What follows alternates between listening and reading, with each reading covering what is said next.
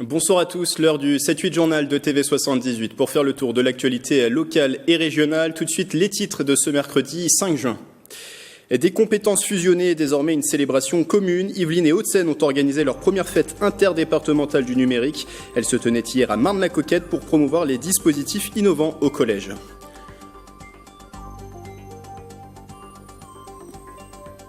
Angèle, J Balvin ou encore Macklemore à l'affiche, le festival Solidays revient du 21 au 23 juin à l'hippodrome de Longchamp, événement musical et surtout caritatif au profit de Solidarité Sida. La 21e édition était présentée ce matin dans les locaux de la région Île-de-France à Paris. Et puis c'est le championnat intercollège de matchs d'improvisation théâtrale. Le SICMI 2019 se tient le 14 juin à la Meurice à Trappes. Au programme, les phases finales, l'occasion de fêter les 20 ans de ce rendez-vous proposé par l'association Déclic Théâtre. Et du sport également tout à l'heure avec la présentation des prochaines manches de Coupe du Monde de BMX. C'est ce week-end au Vélodrome national de Saint-Quentin en Yvelines. 24 heures après l'alerte orange dans les Yvelines, les orages qui ont fortement touché le département. Vous voyez ces images tournées ce matin sur la nationale 186, la chaussée inondée à hauteur du Chénère-au-Cancourt. D'autres inondations, mais aussi des dégâts de toiture et des chutes d'arbres ont été recensés, surtout dans le nord-est du département. Les pompiers des Yvelines indiquent avoir reçu 175 demandes d'intervention. Le département n'est plus en alerte orange, mais reste tout de même placé ce soir en vigilance jaune par Météo France pour la pluie et les inondations. Le département des Yvelines et celui des Hauts-de-Seine, une nouvelle fois réunis. Hier, pour la première fois, ils ont organisé la fête interdépartementale du numérique. C'était à Marne-la-Coquette, un événement pour mettre en avant les dispositifs éducatifs innovants qui existent au sein du collège. Les précisions d'Aurélie Onze. Des jeunes mieux formés grâce à la révolution numérique. C'est ce qu'ont souhaité montrer les départements des Yvelines et des Hauts-de-Seine lors de cette première fête du numérique. Il faut qu'à tous les endroits des territoires départementaux, chaque élève ait la même chance de réussir. Et l'espace numérique, c'est un outil formidable pour justement aboutir à cette égalité des chances. Par exemple, à l'égard des décrocheurs, on arrive à repérer leurs carences et de leur construire une orientation qui va leur permettre de combler les trous qu'ils peuvent avoir. Plusieurs projets pédagogiques ont fait l'objet de conférences et de partage d'expériences, concours robotiques ou encore exposition de maquettes sur le collège de demain. L'occasion également de présenter un nouvel établissement qui ouvrira ses portes en 2021 à Mantes-la-Jolie et dans lequel le numérique aura toute sa place. Qu'est-ce qu'un collège de demain ? Qu'est-ce qu'on aurait besoin pour étudier le mieux possible ? Et en fonction de ça, on a adapté tous les locaux aux besoins des usagers. Ce rendez-vous d'aujourd'hui, il illustre finalement l'investissement que chacun y met, celui des collectivités locales, celui de l'État, mais il illustre aussi la réponse qu'on espère vive aux besoins de nos enseignants et de nos élèves. Au cours de cette journée, le département des Yvelines et le rectorat ont également signé 3 conventions en faveur de l'inclusion. Elles prévoient notamment le prêt d'outils numériques pour les collégiens en situation de handicap. C'est le premier forum européen de l'économie numérique. La Paris Cyber Week est au programme ce mercredi et jeudi à la Chambre des métiers et de l'artisanat de Paris. Le rendez-vous qui concerne également la cybersécurité était de passage aujourd'hui à Saint-Quentin en Yvelines. Une délégation s'est rendue ce matin à l'incubateur SkiCube que vous voyez à l'image. Au programme cet après-midi, visite des sites d'Atos au Clé-sous-Bois et d'Airbus à Elancourt. La cybersécurité, le thème de la prochaine émission 7-8 Éco, diffusée ce vendredi sur TV78. Dans l'actualité, également la condamnation d'Éric Rouleau. Le maire PCF de Limay écope d'une peine de 18 mois de prison avec sursis prononcée par le tribunal correctionnel de Versailles. Fin décembre, l'élu de 61 ans, sa femme et son gendre avaient tabassé leur voisin à Fontenay-Saint-Père suite à une dispute. Éric Rouleau échappe par contre à une peine de 5 ans d'inéligibilité demandée par le procureur de la République. Une conférence hier mardi à l'université Versailles-Saint-Quentin en Yvelines, quelques jours après le verdict des élections européennes. Elle avait pour but de parler de la composition du nouveau Parlement de l'UE, aborder également les nouveaux scénarios de la politique européenne présentés par les médias. Les images sont signées Nicolas Kirillovitz. Quelle lecture faire des résultats du scrutin? À quoi ressemble le nouveau Parlement européen? Quelques-unes des questions abordées lors de cette conférence à la faculté de droit et de sciences politiques de l'UVSQ. Experts de l'UE et journalistes spécialisés ont dressé les prochaines échéances européennes. Les élections désormais passées, de nouveaux enjeux se posent désormais. Constitution des groupes de l'hémicycle ou encore élection du président du Parlement. Pour nous, c'est une législature qui commence au Parlement européen. Donc on n'est qu'au tout début de ces grands enjeux. Et pour le citoyen qui a voté, il se dit maintenant mon vote est passé, c'est terminé, il y a un Parlement, il y a des élus. Non, ça ne fait que commencer.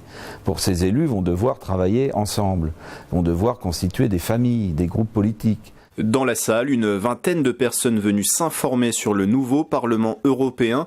Beaucoup de questions ont porté sur l'écologie. Les cas du Brexit et de l'Italie ont également été abordés.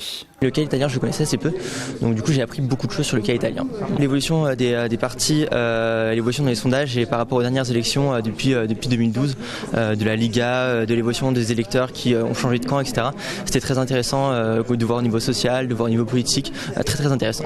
On a débriefé quelque sorte avec différents angles l'actualité toute récente des élections et ça permet de mieux se préparer à analyser les événements qui vont suivre.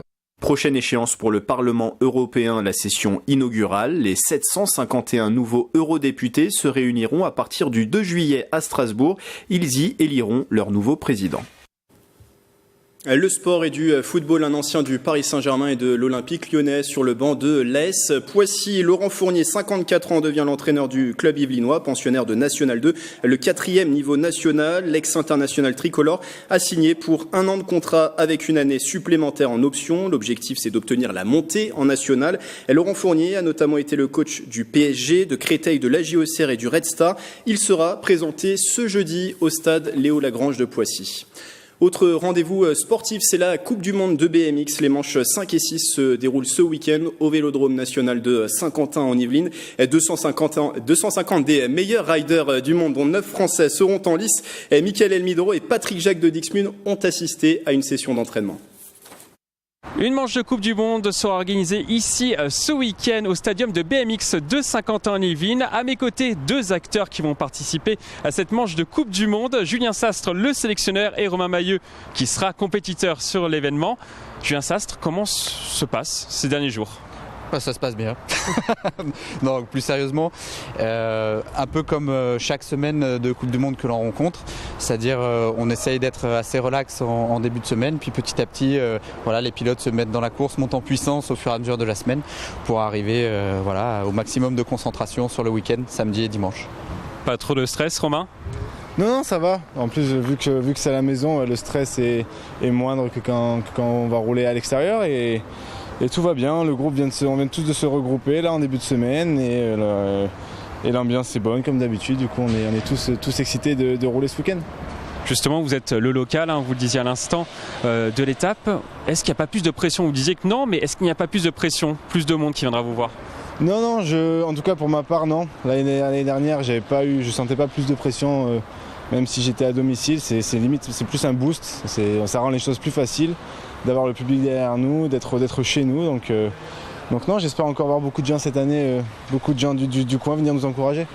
Alors l'année dernière, vous aviez fait 2e. Est-ce que cette année, vous allez faire la même chose ?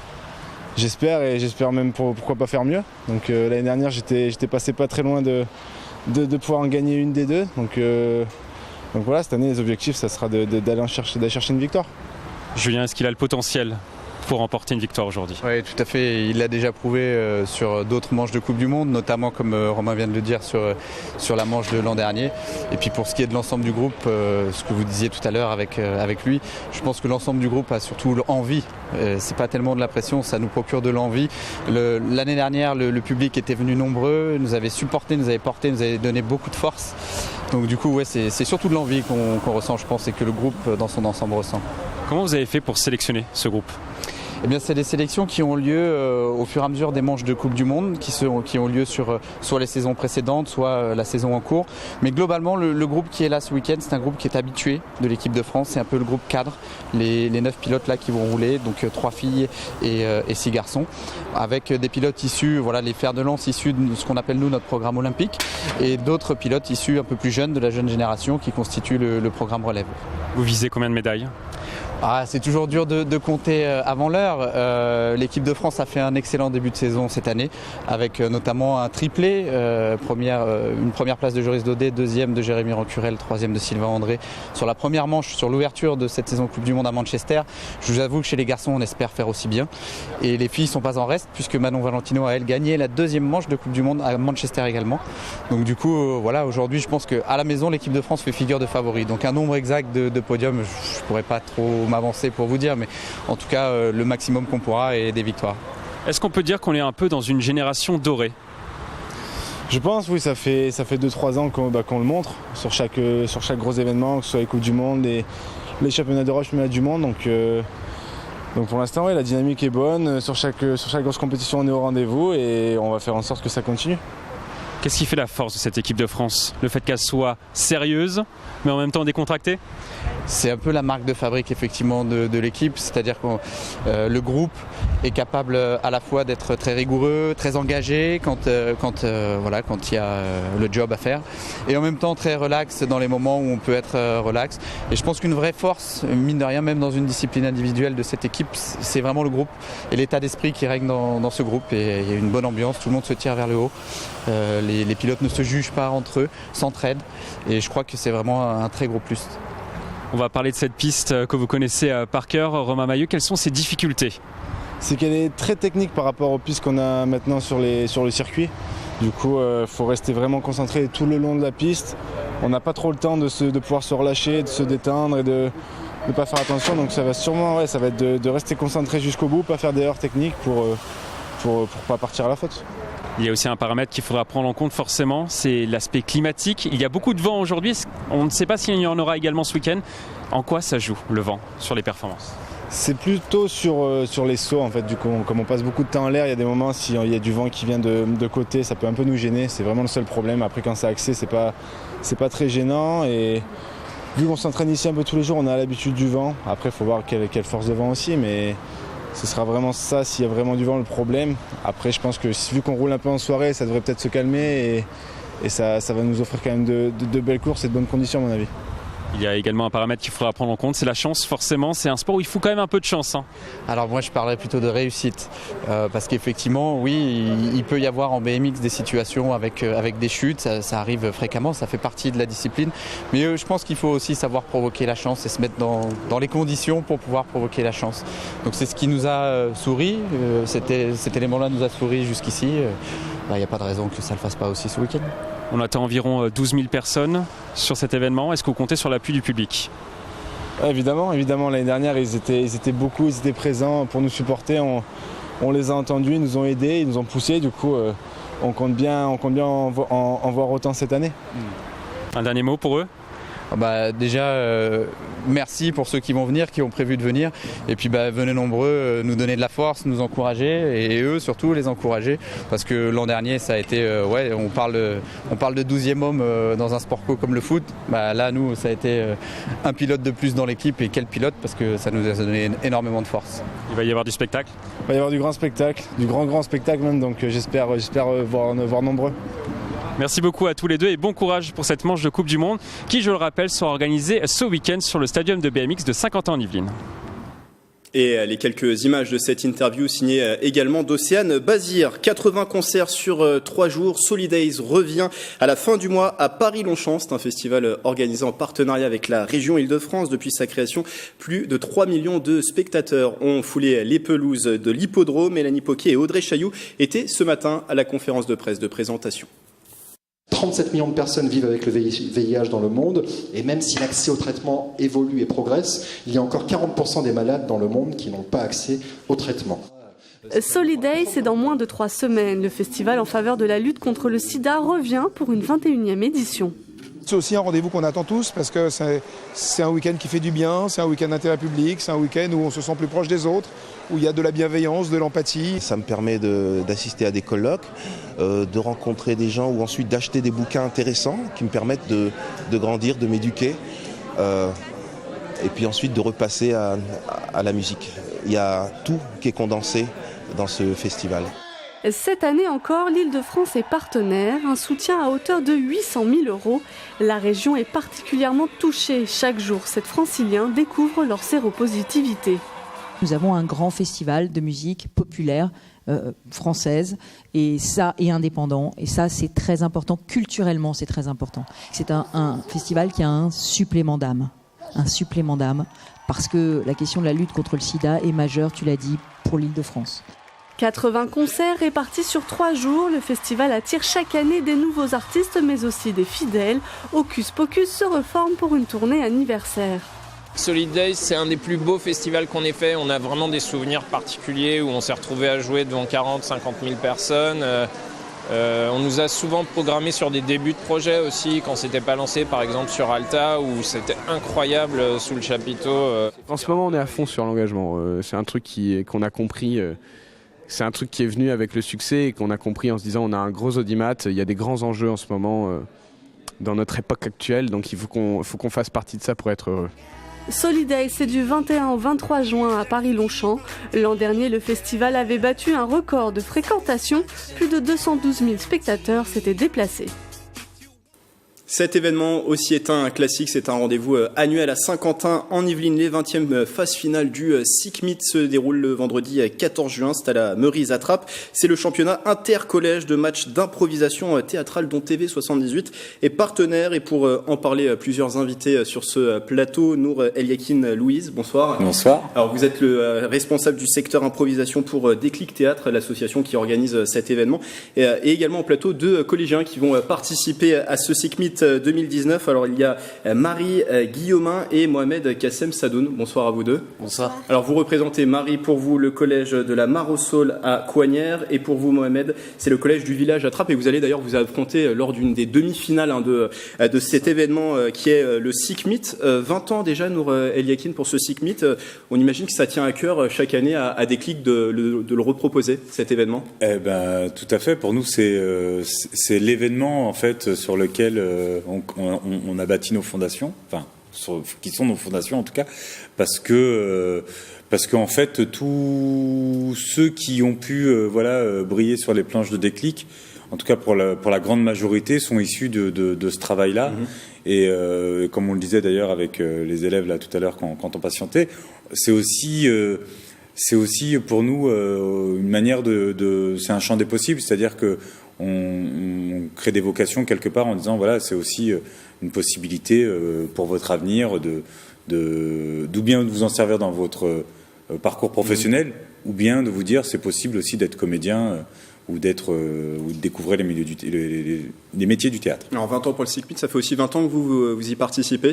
Ça fait 20 ans que moi j'y participe. Est-ce qu'il a évolué depuis sa création? Oui. Alors, depuis sa création, on peut me dire que le SICMIT en lui-même, il existe depuis 20 ans. Donc ça, c'est le championnat intercollège sur 50 ans en Yvelines.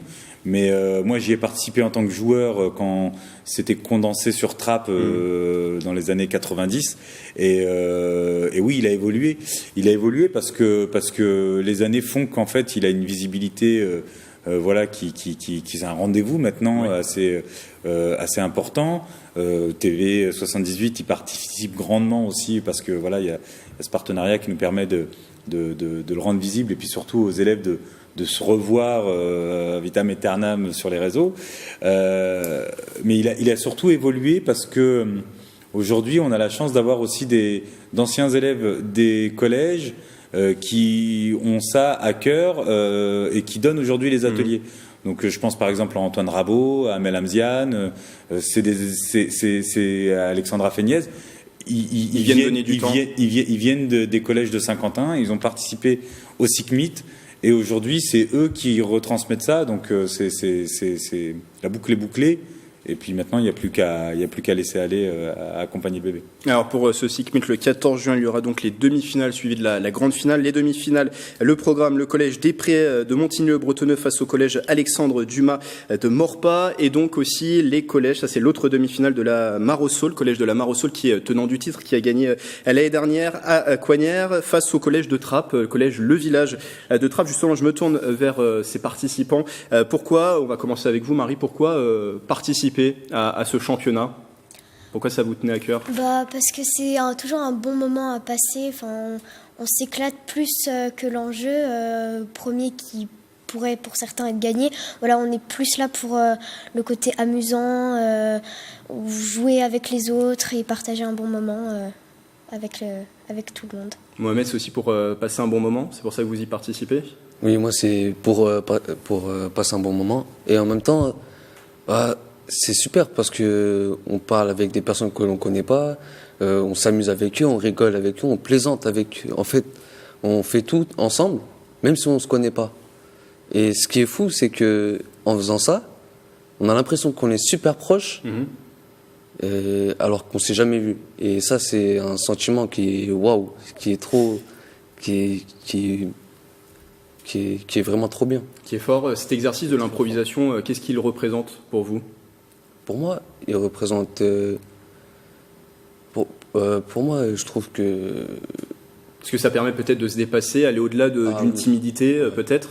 Ça enlève la timidité, on se sent meilleur, on s'épanouit plus. Quand on est souvent si on est toujours sans s'amuser, c'est mauvais. Et ça, c'est quelque chose qui permet de nous amuser et d'aller voir autre part que là où on est. L'état d'esprit, quel est-il, Marie ? Est-ce que c'est plutôt de l'excitation ? Vous êtes aussi peut-être stressée à l'approche de ce SICMIT ? C'est quoi votre état d'esprit ? C'est plus de l'excitation, de l'envie d'y aller, d'être à ce moment-là, plus que du stress, parce que le stress, on l'a quelques secondes avant de rentrer sur la patinoire, mais une fois qu'on y est, on pense juste au fait de s'amuser, de passer un bon moment avec tout le monde. Et ça se prépare comment, du coup ? Comment vous l'avez préparé, Mohamed ? On a tous une équipe et on s'entraîne sur ça, ce qu'il faut apprendre, ce qui pourrait nous aider et comment. En fait, le but de ça, c'est que qu'on s'amuse. C'est l'amusement, on l'a compris, le bon esprit. Le programme, on va redonner la parole à Nour Eliakin. Le programme, c'est pas grave. Alors le programme, c'est demi-finale, finale, c'est ça ? Si on peut rappeler peut-être les règles de base d'un match d'improvisation. Déjà, la règle de base, ils l'ont déjà très bien dit, c'est la rencontre avant tout. Ça, voilà, on parle d'affrontement, tout ça, mais ça, c'est le folklore pour le public. Nous, c'est vrai que ce qui nous intéresse et ce qui les intéresse eux, et ils le comprennent très vite, c'est la rencontre. Après, qui va gagner, j'ai envie de dire, quand on est sur scène, on a déjà tous gagné. Mais les règles, dans l'esprit des règles, c'est de toute façon, moi en tant qu'arbitre, je sais que je n'interviens que si à des moments donnés on joue l'enjeu plus que le jeu en fait. Et ça, une fois qu'ils l'ont intégré, en fait, ils deviennent, il se crée un vrai espace de liberté dans ces choses très codifiées, très cadrées, sur lesquelles on peut pas profiter de l'autre pour faire une blague, on peut pas parler tous en même temps. Mais en fait, ils apprennent un petit peu les règles de société. Hein. C'est un microcosmos, comme le dit Mohamed, il a raison. On connaît pas les gens, mais on va s'amuser ensemble. Et ce qui est bien, c'est qu'on est sur un territoire qui est très riche de diversité. Et on vient là mettre tout ça dans un pot commun. On a des codes communs qui sont les codes de l'impro. Et là, on y va, quoi. Ça marche. Et je rappelle ces phases finales du 20e SICMIT ce vendredi 14 juin. C'est à partir de 20h30 à la Meurise à Trappes. La billetterie est encore ouverte. Et pour ceux qui n'y seraient pas à ce SICMIT, il sera rediffusé sur notre antenne TV78 dans les jours qui suivront cet événement. Merci Nour Eliakin, merci Mohamed et merci à Marie. Et bonne chance à vous pour ce SICMIT 2019. On termine ce journal avec notre petite visite du mercredi dans les salles du cinéma, du territoire. territoire. Ce soir, Luc Bocan du Ciné 7 à Elancourt présente la programmation au micro de Marilène Yapichino. Il était de passage à Cannes et vous allez le voir, il a ramené de nombreuses trouvailles dans ses bagages.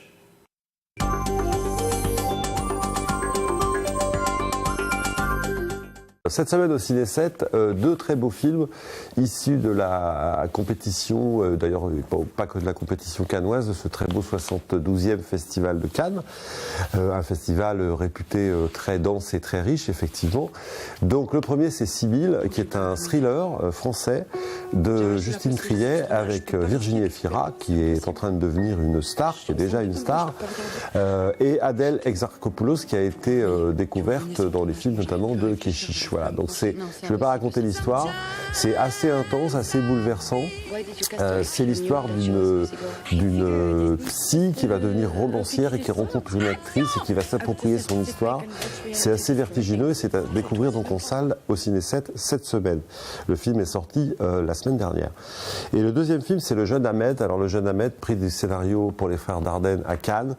Encore une fois, un très très beau film, très prenant, très bouleversant. Ça raconte l'histoire d'un jeune garçon qui s'appelle Ahmed, qui a 13 ans et qui est tiraillé, on va dire, entre les désirs de pureté de son imam, parce qu'il est très religieux, et la vie. Donc à découvrir dans nos salles cette semaine au Ciné 7.